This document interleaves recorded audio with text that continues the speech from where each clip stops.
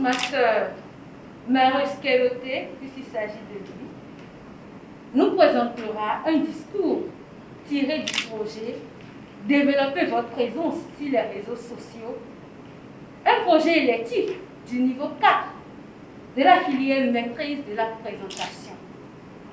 Et à ce niveau de discours, il est demandé à l'orateur de mettre en pratique sa connaissance des réseaux sociaux pour améliorer ou créer sa présence en ligne. En effet, ce projet est composé de 2 volets. Un premier volet par lequel l'orateur doit améliorer et créer sa présence sur les réseaux sociaux, qu'il choisira en se basant sur sa connaissance, bien sûr, les avantages et les risques, et un but visé. Ce but peut être, entre autres, rencontrer des anciens amis ou donner de la visibilité à ses affaires.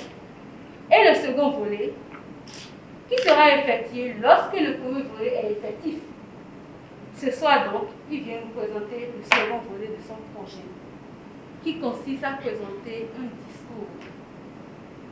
Un discours sur les résultats de ses activités, de ses travaux et les avantages que ces résultats lui apportent. Ceci à travers une présentation bien structurée et qui respecte les principes de base d'une bonne prise de parole en public. Réussira-t-il, monsieur l'évaluateur général? Tout à l'heure, lorsque j'aurai à nouveau la parole, je vous dirai. Est-ce que, aujourd'hui, pensez-vous que vous pourrez vous vendre, faire votre promotion sans les réseaux sociaux? C'est impossible. Je le pense sincèrement. Alors, laissez-moi l'opportunité de démontrer ce que vous venez de dire. Je vais vous suivre. À travers ma présentation, où je clarifierai dans un premier temps le concept réseaux sociaux, je démontrerai les avantages pour un chercheur, un enseignant-chercheur, et enfin, je discuterai de quelques risques liés à l'usage des réseaux sociaux. J'espère que mon cœur ou le cœur de mon ami Pépé va me permettre d'aller au bout de cette présentation. Alors peut-être qu'on va changer de titulaire. Les réseaux sociaux désignent les sites internet, les applications qui permettent de mettre les utilisateurs en communauté et qui favorisent des interactions en vue de permettre aux groupes d'individus, aux individus et même aux organisations d'échanger. Je voudrais souligner dès cet instant que cette définition est bien limitée aux réseaux sociaux en ligne. Vous, comme moi, on n'a pas attendu le Web 2.0 pour développer notre capital social.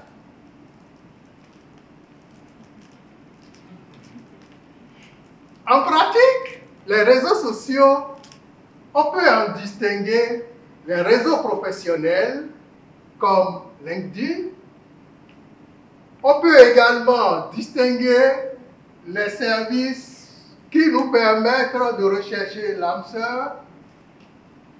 Sur ce point, j'aimerais vous dire qu'il est plus facile de rechercher un amour, une maîtresse ou encore un amant à distance par i5 pour ceux qui connaissent ou Mythique, plutôt que d'aller dans un speed dating, surtout pour les timides comme moi.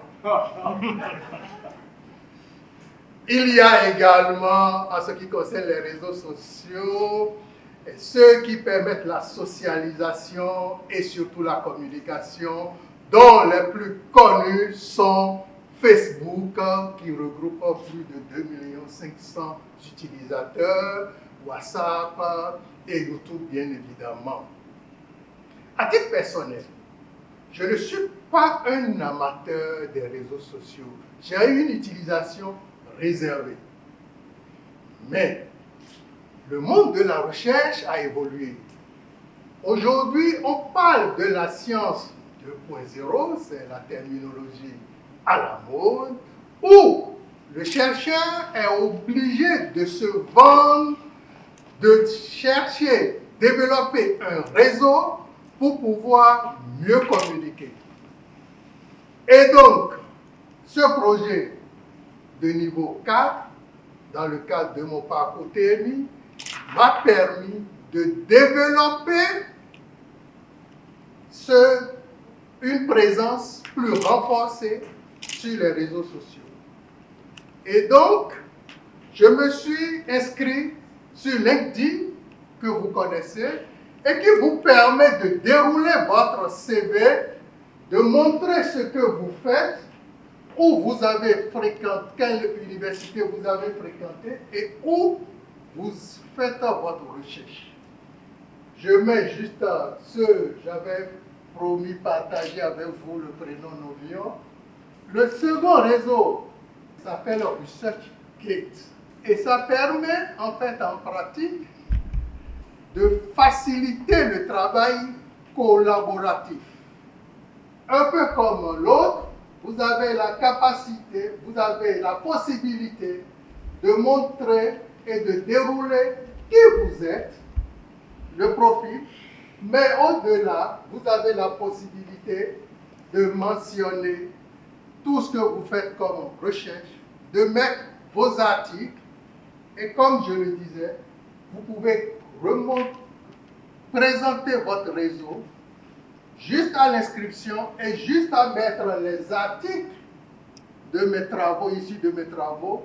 Le site même, la plateforme même propose les différents co-auteurs, ceux avec qui j'ai publié, des gens avec qui j'ai publié il y a une vingtaine d'années, je les retrouve, et parce qu'ils sont aussi inscrits sur le site.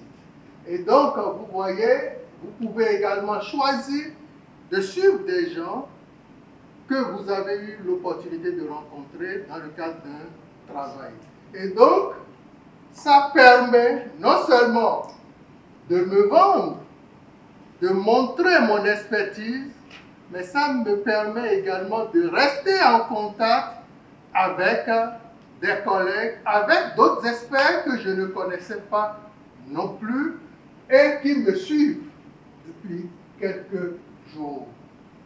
Alors, il est intéressant de savoir que malgré les avantages, les réseaux sociaux ne sont pas sans risque, même pour un chercheur. Les risques encourus vont de la vente des données personnelles jusqu'à l'addiction.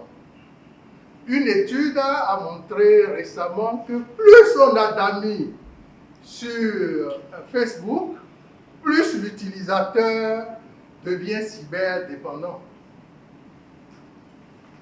Malgré ces risques, ou nonobstant ces risques, je voudrais quand même dire pour un chercheur aujourd'hui, au XXIe siècle, on ne peut pas continuer de faire de la science sans être présent sur les réseaux sociaux. Ce revirement stratégique s'explique aussi par ce nouveau paradigme que nous développons désormais en science. Initialement, on parlait de publier ou périr, et aujourd'hui, c'est plutôt être visible ou disparaître de la communauté. Toastmaster Marius Keloté, bravo. En ce qui concerne le premier volet, créer une présence sur les réseaux sociaux, vous l'avez réussi, puisque vous êtes bel et bien sur LinkedIn et ResearchGate. Je l'ai vu à travers vos diapositives. Je l'ai vu à travers vos messages que vous avez publiés. Par rapport au deuxième volet, j'ai suivi avec intérêt et plaisir votre présentation.